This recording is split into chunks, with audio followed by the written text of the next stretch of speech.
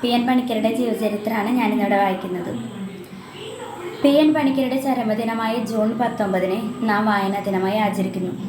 1909 March 1 Alappuzha ജില്ലയിലെ നിലമ്പേരൂരിൽ ഗോവിന്ദപിള്ളയുടെയും ജാനകിയമ്മയുടെയും മകനായാണ് പുതുവായിൽ നാരായണ പണിക്കർ എന്നറിയപ്പെടുന്ന പി.എൻ. പണിക്കർ ജനിച്ചത്.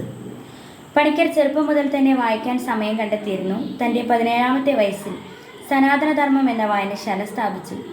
ഗ്രന്ഥശാലകളില്ലാത്ത ഒരു സ്ഥലവും കേരളത്തിൽ ഉണ്ടാകരുതെന്നായിരുന്നു അദ്ദേഹത്തിൻ്റെ ആഗ്രഹം. അയ്യപ്പൻ പനങ്ങാട്ടിന്റെ ആത്മകഥയായ തിരിഞ്ഞു നോക്കുമ്പോൾ എന്ന പുസ്തകത്തിലെ പച്ചയ്യപ്പൻ എന്ന ഉപഖണ്ഡത്തിലെ ഒരു ചെറിയ പാരഗ്രാഫാണ് ഞാനിപ്പോൾ ഇവിടെ വായിക്കാൻ പോകുന്നത്. ഇരിങ്ങപ്പുറം SM UP സ്കൂളിൽ അന്ന് 5ാം ക്ലാസ് വരെയേ ഉണ്ടായിരുന്നുള്ളൂ. തുടർന്ന് പഠിക്കാൻ ഫീസ് കൊടുക്കണമായിരുന്നു.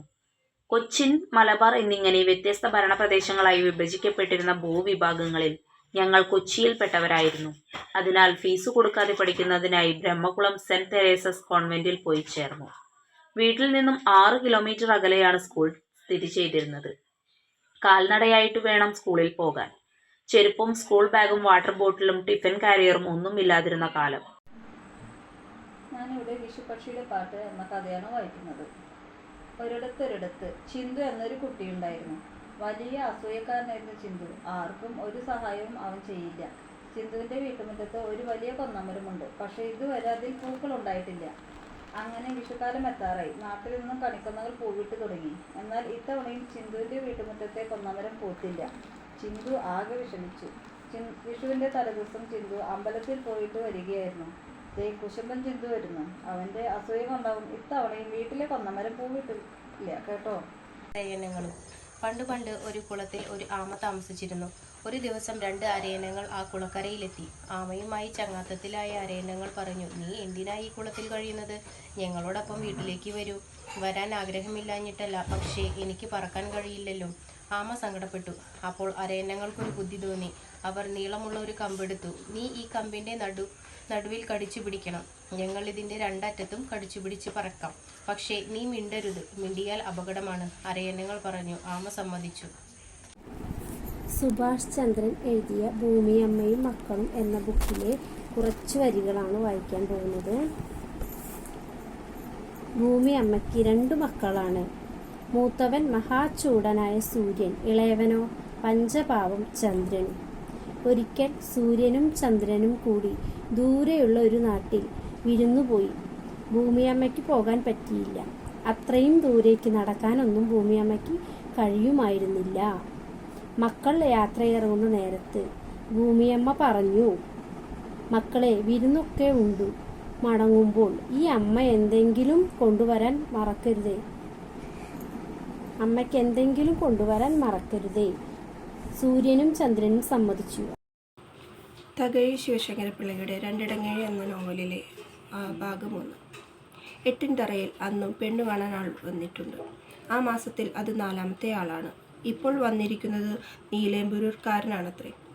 ആദ്യം വന്നവൻ പെണ്ണിൻ്റെ തന്ത ചോദിച്ചിടത്തോളം നെല്ലും പണവും കൊടുക്കാൻ തയ്യാറായിരുന്നു. പക്ഷേ പെണ്ണിന് ചെറുക്കനെ അത്ര പിടിച്ചില്ല. 2ാമത്തെ കൂട്ടർ പോയത് പെണ്ണിൻ്റെ തന്ത കീഴ്നടപ്പും നിയമവും വിട്ടു കൂടുതൽ നെല്ലും ചക്രവും ചോദിച്ചതിനാൽ ചെറുക്കൻ്റെ തന്തയുമായി വാക്കുതർക്കമുണ്ടായി പിണങ്ങി പിരിഞ്ഞാണ്. ചെറുക്കനെ ആ പെണ്ണിനെ തന്നെ മതി, ഇല്ലെങ്കിൽ അവൻ കെട്ടുകയില്ലെന്നു തീർത്തു പറഞ്ഞത്രേ. ചെറുക്കനെ എങ്ങും പെണ്ണു കിട്ടിയില്ലെങ്കിലും ഈ പെണ്ണിനെ വേണ്ട എന്നു ചെറുക്കൻ്റെ തന്ത സത്യം ചെയ്തു പോലും. അപ്പോൾ പെണ്ണിൻ്റെ തന്ത ഒരാട്ടാട്ടിപ്പോലും. 3ാമത്തവൻ പോയത് പെണ്ണിൻ്റെ തന്ത ആവശ്യപ്പെട്ടിടത്തോളം നെല്ലും ചക്രവും കൊടുക്കാൻ നിവർത്തിയില്ലാഞ്ഞതു തന്നെയാണ്. ഉപ്പിൻ്റെ ചരിത്രം. മനുഷ്യ ശരീരത്തിന് ഒഴിച്ചുകൂടാനാവാത്ത ഒരു പദാർത്ഥമാണ് ഉപ്പ്. ലോകത്തെങ്ങുമുള്ള ജനത ഇതിനെ ഒരു ഭക്ഷ്യവസ്തുവായി കണക്കാക്കുന്നു. ഇത് ചേർന്നാൽ ഭക്ഷണ സാധനങ്ങൾക്കെല്ലാം രുചി കൂടുന്നു. ആഹാര സാധനങ്ങൾ കേടുകൂടാതെ സൂക്ഷിക്കുന്നതിനും ഉപ്പ് വേണം. ഈജിപ്തിലെ മമ്മികളിൽ ഉപ്പ് ഉപയോഗിച്ചിരുന്നുവത്രേ. പ്രാചീന ഈജിപ്തുകാർ ശവശരീരം മമ്മിയാക്കി സൂക്ഷിച്ചിരുന്നു. ശരീരത്തിലെ ജലാംശം നീക്കം ചെയ്തും ലേപനങ്ങൾ പുരട്ടിയും ദീർഘകാലം കേടുകൂടാതെ സൂക്ഷിക്കാമായിരുന്നെന്ന് ഈജിപ്തുകാർ മനസ്സിലാക്കിയിരുന്നു. ലേപനങ്ങളുടെ കൂട്ടത്തിൽ ഉപ്പും ചേർത്തിരുന്നെന്നാണ് പറയപ്പെടുന്നത്. കാടിനടുത്തുള്ള ഒരു ചെറിയ കുടിലിൽ ഇസ്രു എന്നൊരു മന്ത്രവാദി താമസിച്ചിരുന്നു. മറ്റു മന്ത്രവാദികൾക്ക് സിംഹമാകുവാനും കാക്കയുമാകാനും ഒക്കെ അറിയുമായിരുന്നു. പക്ഷേ പാവം ഇസ്രുവിന് ഈ വക കഴിവുകളുമൊന്നുമില്ല. അറിയാവുന്ന മന്ത്രങ്ങളൊക്കെ ഇടയ്ക്കിടയ്ക്ക് മറക്കുകയും ചെയ്യും. ചുരുക്കി പറഞ്ഞാൽ പണിയുമൊന്നുമില്ലാത്ത വീട്ടിലിരിപ്പാണ് ഇസ്രുവിൻ്റെ പ്രധാന പണി. ബഷീറിൻ്റെ ആദ്യ കൃതികളിലൊന്നായ ബാല്യകാലസഖി എന്ന ചെറു നോവലിൻ്റെ അവതാരികയിൽ സമുദായ സ്ഥിതികളുടെ സ്വാഭാവികമായ ചിത്രീകരണ വിഷയത്തിൽ ആ കൃതി ഇന്ദുലോകയോട് കിടപിടിക്കുന്നു എന്നർത്ഥം വരത്തക്ക വിധത്തിൽ അഭിപ്രായപ്പെട്ടുകൊണ്ടേയിരിക്കുന്നു. എന്നാൽ മിസ്റ്റർ ബഷീർ അത്രയ്ക്ക് മേത്തരമായ ഒരു പ്രശംസ തികച്ചും അർഹിക്കുന്നുണ്ടോ എന്ന സംശയം പലർക്കും ഉണ്ടായിരുന്നതായി അറിയാം. എന്നാൽ അതിനുശേഷമുണ്ടായ അദ്ദേഹത്തിൻ്റെ മിക്ക പ്രസിദ്ധീകരണങ്ങളും പ്രസ്തുത വിമർശനത്തിൻ്റെ വിഷയമായ പ്രേമലേഖനം, പ്രത്യേകിച്ചും മേൽപ്പടി അവതാരികകാരൻ്റെ അഭിപ്രായം അസ്ഥാനത്തിലായില്ല എന്ന സവിശേഷം തെളിയിക്കുന്നു. യോഗാത്മക ദർശകനും ആത്മീയ ഗുരുവുമായ ഓഷോയുടെ തിരഞ്ഞെടുത്ത കഥയിലെ ഒരു ഭാഗമാണ് ഇന്നിവിടെ ഞാൻ വായിക്കുന്നത്. അനുഭവമെല്ലാം അവസാനിക്കുന്നിടത്താണ് ആധ്യാത്മം ഉള്ളത്. ഇത് മനസ്സിലാക്കാത്ത പക്ഷം നിങ്ങൾ ആ കളി തന്നെ കളിച്ചുകൊണ്ടിരിക്കാം. ഇത് വെയിലും നിലാവും പോലെയുള്ള കളിയാകുന്നു. സങ്കല്പത്തെ സത്യമായി കാണരുത്. നീയും ഞാനും ഇല്ലാത്തിടത്താണ് സത്യമുള്ളത്. ധീയും ദ്വന്ദ്വവും ദ്വൈതവും ഇല്ലാത്തിടത്താണ് സത്യമുള്ളത്. ദാർശനികനും സത്യാന്വേഷിയുമായ ഓഷോയുടെ 78 കഥകളുടെ സമാഹാരം. മഴ. ഞാൻ മഴയുമായി അടുത്തിടപഴകി വളർന്ന ഒരാളല്ല. അസുഖക്കൂടുതൽ കാരണം മഴയനുഭവങ്ങളുടെ കുറവുണ്ട് എൻ്റെ വളർച്ചയിൽ. എന്നാലും മഴ എൻ്റെ ബന്ധുവാണ്. കൈകോർത്ത് നടന്നിട്ടില്ല ഞങ്ങളെങ്കിലും. ഒപ്പിയെടുക്കുന്ന പോലെ എന്നെ നന്നായി അറിയാം മഴയ്ക്ക്. ബന്ധുക്കളുടെ വന്നു പോകലുകളുടെ മധ്യ വെച്ച് കലശലായ മടുപ്പ് തോന്നുകയും എന്താ പോകാറായില്ലേ എന്ന മുള പൊട്ടുന്ന ചോദ്യവും മടക്കിയോ നീക്കിവെക്കുന്നതിൻ്റെ ബന്ധപ്പാടിലേക്ക് വീണു പോവുകയും ചെയ്യുന്ന മനസ്സാണ് എനിക്ക്. നന്മയും തിന്മയും. ഒരിക്കൽ നന്മയും തിന്മയും തമ്മിൽ കണ്ടുമുട്ടി. തിന്മയുടെ കറുത്ത ശരീരത്തിൽ വെളുത്ത 2 ചിറകുകൾ കണ്ട് ആശ്ചര്യത്തോടെ നന്മ ചോദിച്ചു, ഈ 2 ചിറകുകൾ എന്താണ്? തിന്മ പറഞ്ഞു, ഈ ചിറകുകളിൽ ഒന്ന് സമ്പത്തും മറ്റൊന്ന് അധികാരവും. ഈ 2 ചിറകുകൾ വേഗത്തിൽ വീശി ഞാൻ കടന്നു പോകുമ്പോൾ എന്നെ കാണുന്നവർക്കെല്ലാം ഞാൻ മുഴുവനായും വെളുത്തതാണെന്ന് തോന്നും. അങ്ങനെ നിന്റെ പക്ഷത്തെ കുറേ പേരെ എൻ്റെ പക്ഷത്തേക്ക് കൊണ്ടുവരാൻ എനിക്ക് കഴിയും. രാജ് ബത്തേരിയുടെ ഒരു വയനാടൻ നൊസ്റ്റാൾജിയ എന്ന ഈ കഥയിൽ വയനാടിനെ സ്നേഹിക്കുന്ന ഒരു വയനാട്ടുകാരൻ്റെ ചിന്തകളും സ്നേഹപ്രകടനങ്ങളുമാണ് ഇതിൽ ചിത്രീകരിച്ചിട്ടുള്ളത്. വർഷങ്ങൾക്ക് മുമ്പ് കർക്കിടക മാസത്തിലെ തണുപ്പുള്ള പ്രഭാതം. ഞാറ് പറിക്കാനുള്ള പണിക്കാരെ തിരക്കി പണിയ കോളനിയിലേക്കുള്ള യാത്ര. പ്രഭാതത്തിൽ നായ്ക്കൾ ധാരാളം ഉള്ളതിനാൽ ഒരു വടിയും കയ്യിലെടുത്തു. വളരെ ചെറിയ കുടിലുകളിൽ കഴിയുന്ന പണിയർ രാവിലെ തീ കത്തിച്ച് അതിനു ചുറ്റുമിരുന്ന് കാപ്പി കുടിക്കുന്ന പതിവുണ്ട്. കുട്ടികളും വലിയവരും എല്ലാവരും കൂടിയാണ് ഇരിക്കുന്നത്. അതിനിടയിൽ പട്ടിയും പൂച്ചയും ഒക്കെ ഉണ്ടാവും. കമ്പിളിപ്പുതപ്പുകൾ പുതച്ച് പ്രായമായവരെയും കാണാം. ആരുടെയും മുഖം വ്യക്തമല്ല. മറ്റെങ്ങും കാണാത്ത ഒരു മനോഹരമായ കാഴ്ച. വരാന്തയിൽ കമ്പിളിക്കിടയിലൂടെ 2 കറുത്ത കണ്ണുകൾ. ഇക്കാര്യത്തിൻ്റെ ശ്വാസം എന്ന കഥാപുസ്തക സമാഹാരത്തിൽ നിന്നും കലാതിലകം എന്ന കഥയാണ് വായിക്കാൻ പോകുന്നത്. ആ കൊച്ചിനെ കണ്ടതും എനിക്ക് അങ്ങോട്ട് ചിരി വന്നിട്ടുണ്ടല്ലോ. എടി ജോവിറ്റെ, നീ പറഞ്ഞാൽ വിശ്വസിക്കില്ല. 2 രൂപ തുട്ടിൻ്റെ വലിപ്പത്തിൽ സിന്ദൂരരേഖയെന്ന് നെറ്റി വരെ ഒരു കുങ്കുമപ്പൊട്ട്.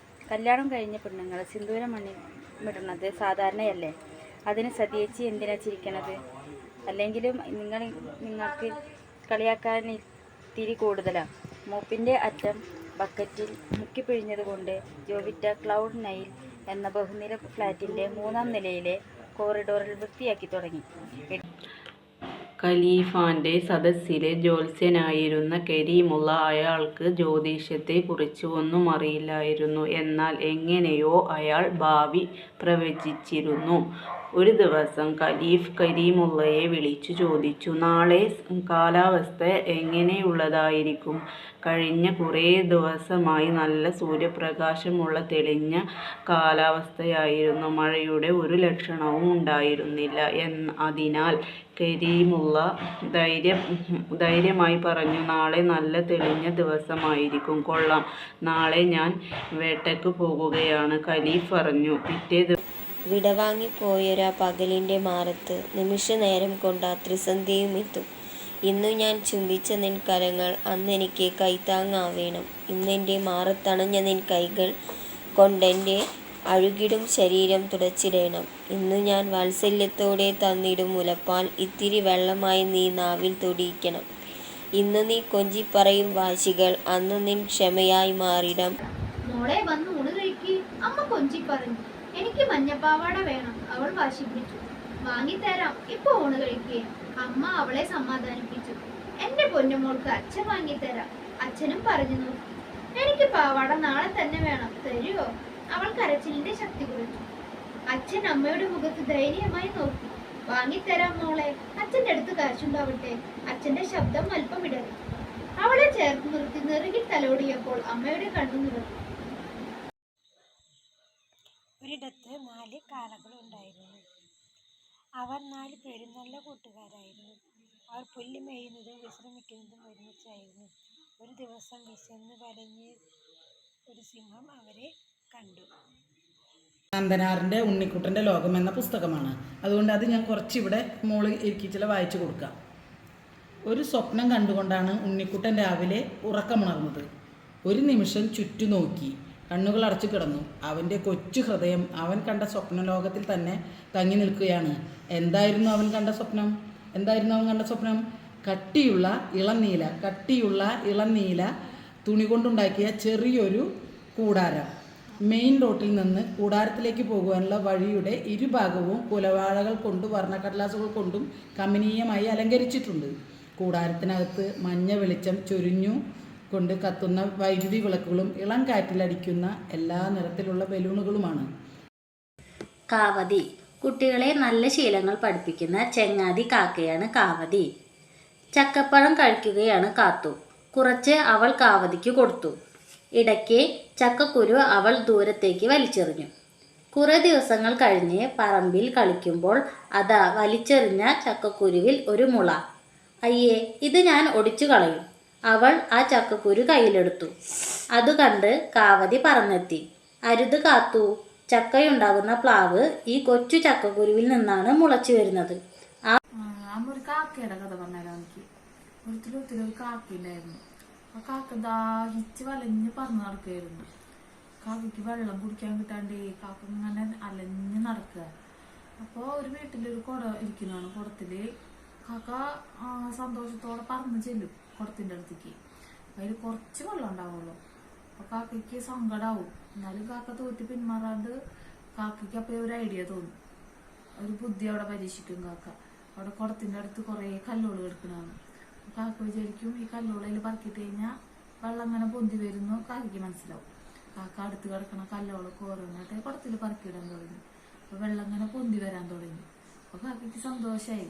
വെള്ളം ഇങ്ങനെ പൊന്തി വന്നപ്പോൾ കാക്ക വയറ് നിറച്ച് വെള്ളം കുടിച്ചിട്ട് പറഞ്ഞത്. എന്തിനെങ്ങനെ തുറച്ചു നോക്കുന്നു, ഹൃദയം ചുരന്നെടുക്കാൻ പോകുന്നത് പോലെ. ഓ, അലസതയോടെ പുസ്തകത്തിന്റെ പേജിൽ വീണ്ടും അയാൾ നോക്കി. കുറെ കഴിഞ്ഞ് മൈതാനത്തിൽ എങ്ങും കണ്ണോടിച്ചു. ചക്രവാള പരിധിവരെ ഒന്നുമില്ല. എങ്കിലും അങ്ങോട്ട് നോക്കാൻ കഴിയുന്നില്ല. സൂര്യപ്രകാശം തിളങ്ങുന്ന നിഴൽ പോലെ ഭീകരതയോടെ ഓളം വെട്ടുന്നു. തെല്ലുൽക്കണ്ഠയോടെ അയാൾ വീണ്ടും തിരിഞ്ഞു നോക്കി. അവൾ പോയിട്ടില്ല. കണ്ണീരും കിനാവും. അരനൂറ്റാണ്ടിന്റെ അകലത്തു നിന്ന് വിദൂരമായ ശൈശവത്തിലേക്ക് കുനിഞ്ഞു നോക്കുമ്പോൾ ഓർമ്മകളുടെ മൂടൽമഞ്ഞിൽ അസ്പഷ്ടങ്ങളും മനോഹരങ്ങളുമായ അനുസ്മരണകൾ കണ്ട് നിങ്ങൾ പുളകം പൂണ്ടേക്കാം. നേരെ മറിച്ച് എൻ്റെ ഹൃദയം വ്യക്തങ്ങളും വേദനാജനകങ്ങളുമായ അനുഭവ പരമ്പരകളുടെ കടന്നൽ കുത്തേറ്റ് നൊന്തു നീറുകയാണ്. പാവപ്പെട്ടവർക്ക് നേരിട്ടിരുന്ന പരമസങ്കടത്തിൻ്റെ പശ്ചാത്തലം ഇന്നും നിശേഷം മാറിക്കഴിഞ്ഞിട്ടില്ലാത്തതിനാൽ അവശേഷിച്ചു കാണുന്ന സമുദായ സ്ഥിതിയുടെ നേരെ എനിക്ക് തെല്ലൊരു ഈർഷ്യയും തോന്നാതിരിക്കുന്നില്ല. മത്സരങ്ങളുടെ കാലമാണിത്. കായിക രംഗത്തും കലാരംഗത്തും മാത്രമായിരുന്ന മത്സരങ്ങൾ ജീവിതത്തിന്റെ സമസ്ത മേഖലകളിലേക്കും വ്യാപിച്ചു കഴിഞ്ഞിരിക്കുന്നു. ആർക്കും ആരുടെയും പിന്നിലാകാൻ ഇഷ്ടമില്ല. എല്ലാവർക്കും എല്ലാവരുടെയും മുന്നിൽ കയറണം. അതിനാൽ മറ്റുള്ളവരെ കീഴ്പ്പെടുത്തുക, പിന്നിലാക്കുക, ഇതൊക്കെ തങ്ങളുടെ വിജയത്തിന് അത്യാവശ്യമാണെന്നുള്ള ധാരണ ലോകത്തിൽ രൂഢമൂലമായി. പൂക്കളും ആണ്ടറുതികളും. കേരളം ഒരു കാർഷിക രാജ്യമാണ്. പക്ഷേ ഇവിടത്തെ കൃഷിവല കുടുംബങ്ങളിൽ എന്നും പൊൻനാണയങ്ങൾക്കു പഞ്ഞമാണ്. ഈ അപൂർണതയ്ക്ക് ഒരു ഉപശാന്തി എന്ന പോലെ പ്രകൃതി വാരി വിതറുന്ന മറ്റൊരു പൊൻനാണയം ഇവിടെ സമൃദ്ധമായി വിളയുന്നുണ്ട്: പൂക്കൾ. ഈ നാടിൻ്റെ ഐശ്വര്യത്തിനും ആത്മോത്കർഷത്തിനും ഈ പുഷ്പസമ്പത്ത് കേരളീയ ജനത തികച്ചും ആസ്വദിച്ചു പോരുന്നുണ്ടു താനും. ഞാനിവിടെ വായിക്കുന്ന ഖസാക്കിൻ്റെ ഇതിഹാസം OV വിജയൻ എഴുതിയ ഖസാക്കിൻ്റെ ഇതിഹാസമാണ്. ഇത് 1969 പുറത്തിറങ്ങിയത്. വഴിയമ്പലം തേടി. കൂമൻകാവിൽ ബസ്സിൽ നിന്നപ്പോൾ ആ സ്ഥലം ദേവിക്ക് ആവശ്യമായി തോന്നിയില്ല. അങ്ങനെ പടർന്നു പന്തലിച്ച മാവുകൾക്കിടയിൽ 4-5 ഏറുമാടങ്ങളുടെ നടുവിൽ താൻ വന്നെത്തുമെന്ന് പണ്ടേ കരുതി കാണണം. വരും വരായകളുടെ ഓർമ്മകളിൽ എവിടെയോ ആ മാവുകളുടെയും ജരയും ദീനതയും കണ്ട് ഹൃദയസ്ഥമായി തീർന്നതാണ് കനിവ് നിറഞ്ഞ വാർദ്ധക്യം. കൃഷ്ണം പറ്റിയ വേരുകൾ എല്ലാം അതുതന്നെ. ആളുകൾ ബസ്സിറങ്ങി പിരിഞ്ഞു പോകാൻ തുടങ്ങി. അവിടെ ബസ് റൂട്ടിന്റെ അവസാനമാണ്